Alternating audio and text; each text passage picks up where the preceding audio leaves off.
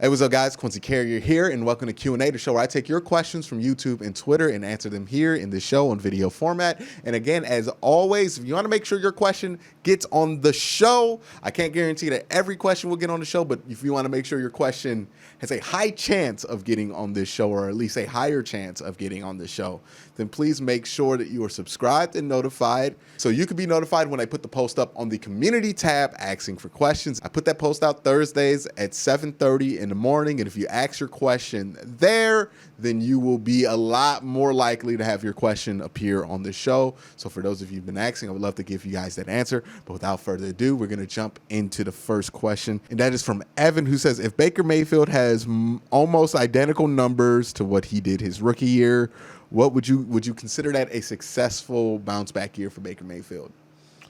Yes and no. Yes, it would be a bounce back in the traditional sense, because in the most literal sense as well, because he would be going from a bad season to a good season.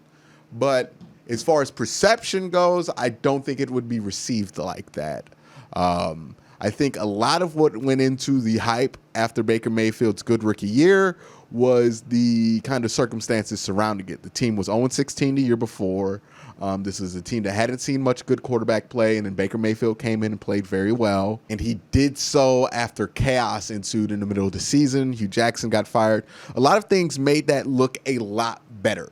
And made it easier to ignore some of the interceptions. It made it a lot easier to excuse a lot of things that happened in that season. But if that season happens next year or this year, but under the context of the 2020 season, I don't think it's going to be received well. I think it's going to be like, oh, well, he played better, but look how much he has around him. Yeah, sure, he had 27 touchdowns, but that was when he was throwing to Bashard Perriman and Jarvis Landry. Now he's throwing to Odell Beckham and Jarvis Landry. He can't do any better than this. Look how stacked the offense is. He can't do any better than this. He can't get over 4,000 yards. You're going to hear a lot of those conversations. Now, whether that's fair or not, I actually tend to lean in the direction of that being more fair. I think Baker Mayfield does need to have a career year in order to kind of get back on track with his career path as he was at the end of his rookie year, because that second year was so bad, and his team and this team is so much better than the team that he ran out there with his rookie year. So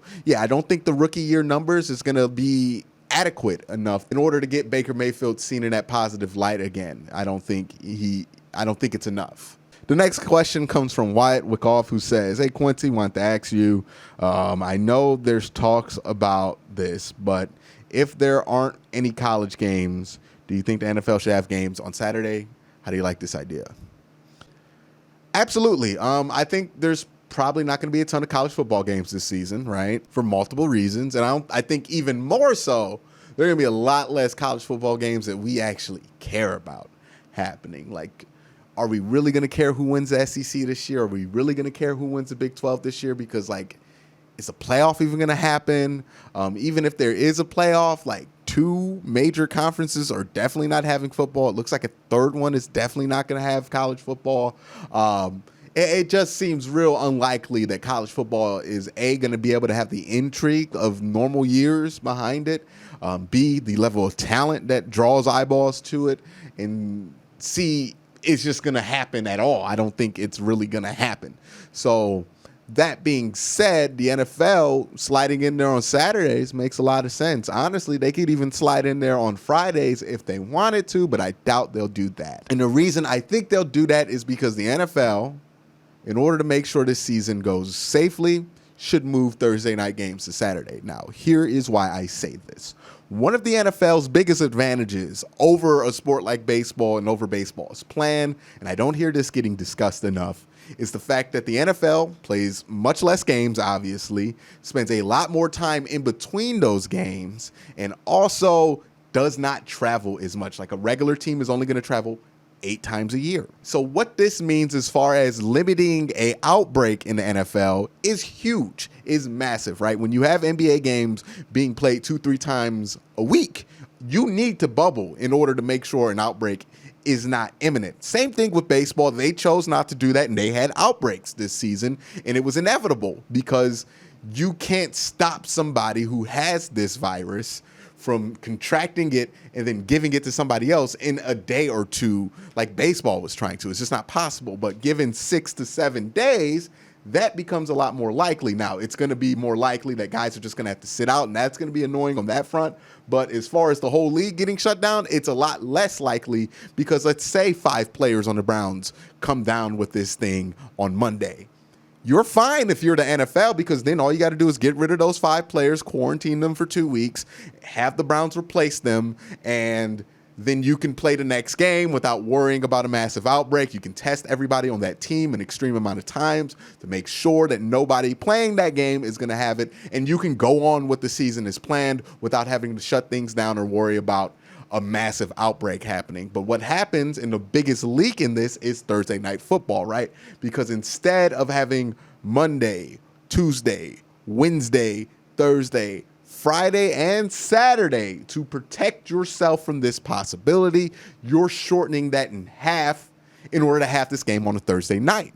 And one, I don't even know what the appeal is of Thursday Night Football anymore. I get it, football earlier in the week, but also it's in the middle of the work week, and not a lot of people can just like sit there and watch a 4-hour football game that starts at 8 and then just go to work at like 5 in the morning. That's why the numbers aren't great when it comes to the ratings for Thursday Night Football relative to what other NFL games do. So I think you'll do a better number on Saturdays. You'll get more people to watch. People are used to watching football. And also you'll make the league a lot safer because somebody could slip through the cracks in those 3 days, have this virus, spread it to another team, and now you have 2 teams with an outbreak. That looks very bad.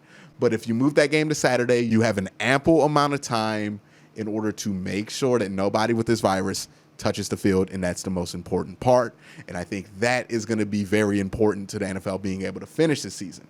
Again, the NFL's biggest strength and tool in this whole situation is that they have usually 6 days in between games where teams interact with each other in order to avoid an outbreak. If you lower that to 3, that's a high risk to take for not a lot of reward, especially when Saturdays are wide open.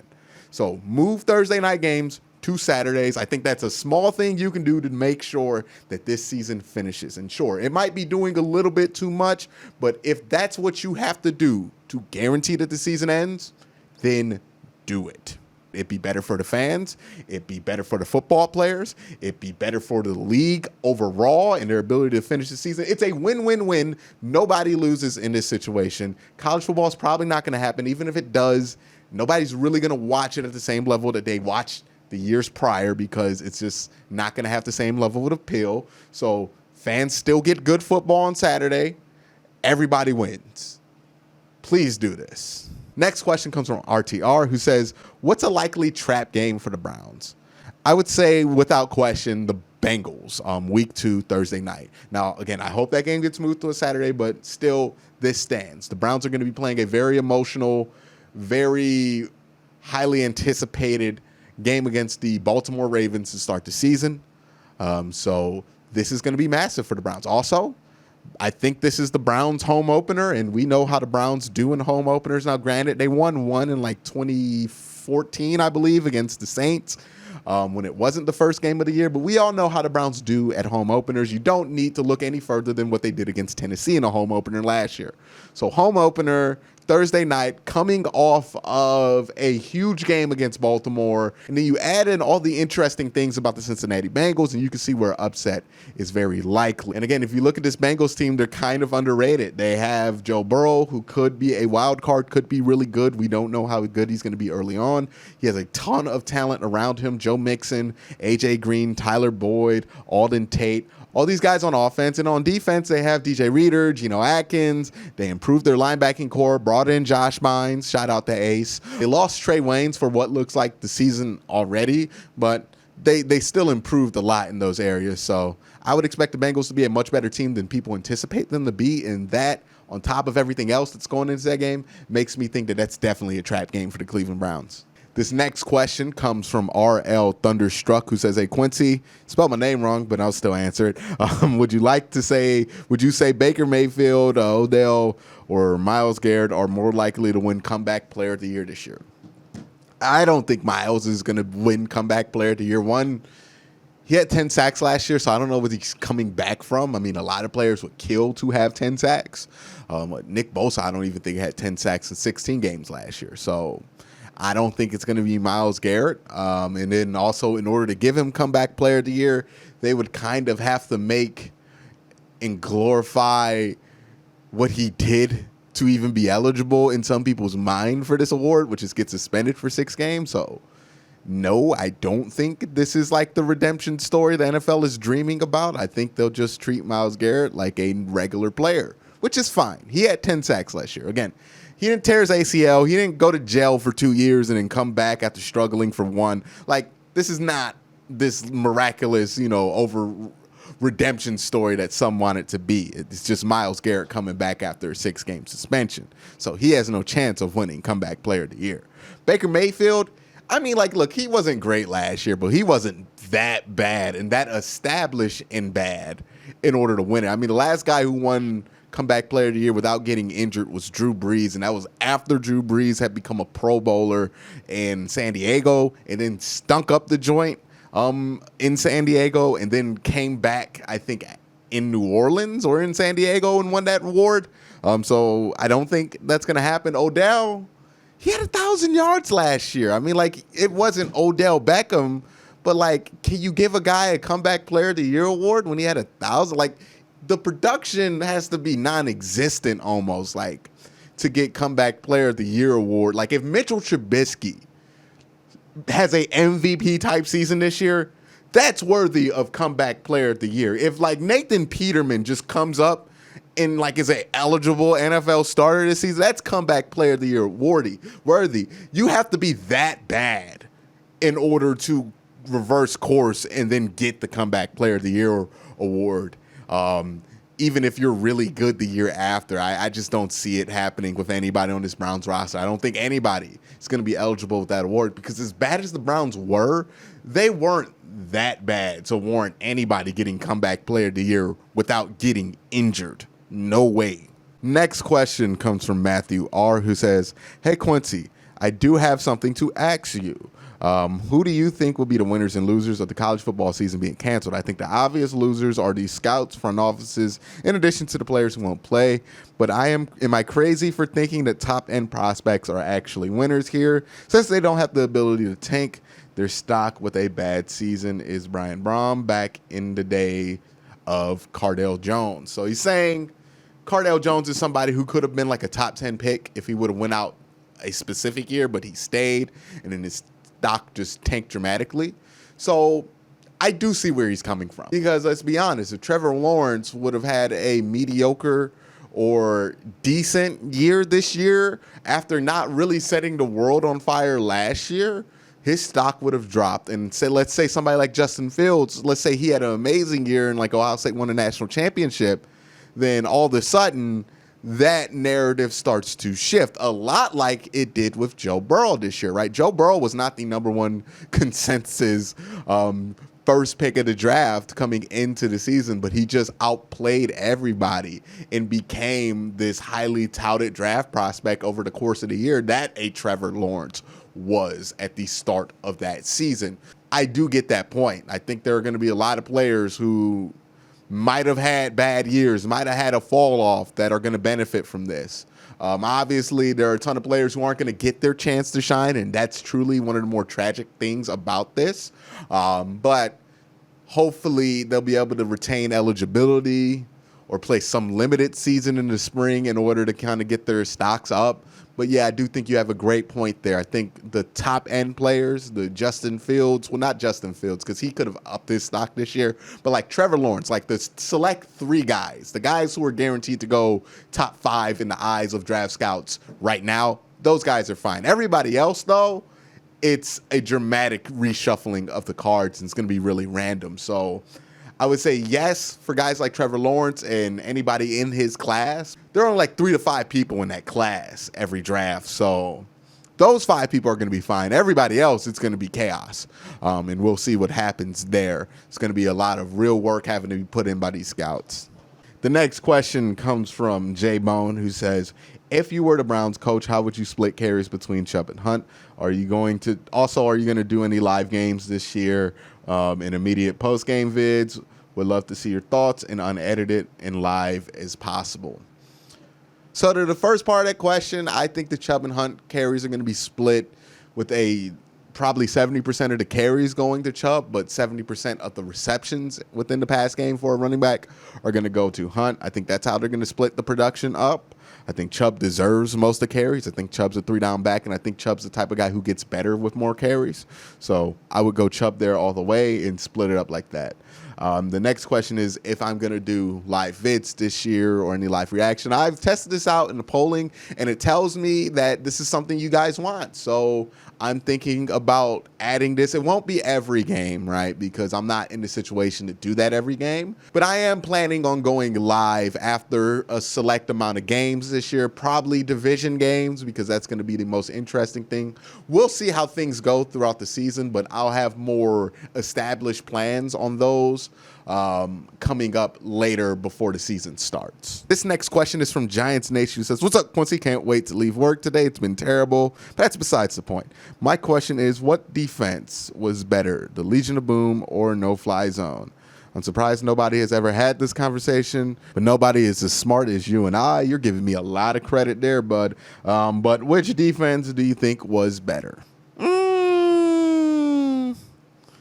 Now, with Denver, right, that I think you're talking about the 2016 Denver team. That's No Fly Zone. And then Legion of Boom is, I believe, we're going to pan this down to about 2013, 2014 Seattle. You know, Brandon Browner, Richard Sherman, Cam Chancellor, Bobby Wagner. I believe Atiyah Rubin was even on that defense. So it was a very good defense with Seattle.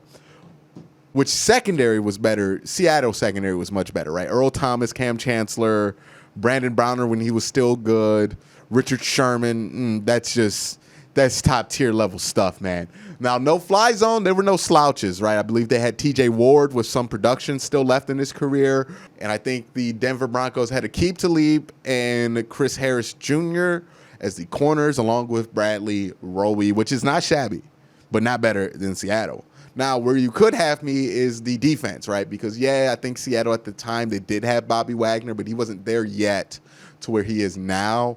And then the edge rushing situation was just miles better than anything that Seattle was putting up there. Von Miller, they had Derek Wolfe when he was really productive there. They had Malik Jackson, who was really good that year. Shaq Barrett, who wasn't Shaq Barrett yet. Sylvester Williams, like that was an incredibly. DeMarcus Ware was also on that defense. Like that is one of the most stacked defenses. Brandon Marshall, the linebacker, when he was still good, was on that defense. That was a defense that was just ungodly in the front seven, and then also had this bomb secondary to boot. So as a defense, I would say Denver Broncos defense was a lot better. Not as fun or as cool as Legion of Boom, but a lot better as a overall defense. It's kind of insane to read that roster on the defensive side of the ball that Denver had at that time and realize that was just all on one side of the ball, that much talent. It's one of the most ridiculous defensive rosters in this decade. This next question comes from C. Zachary Chad, who says, are Baker's interceptions over or under 15 this year?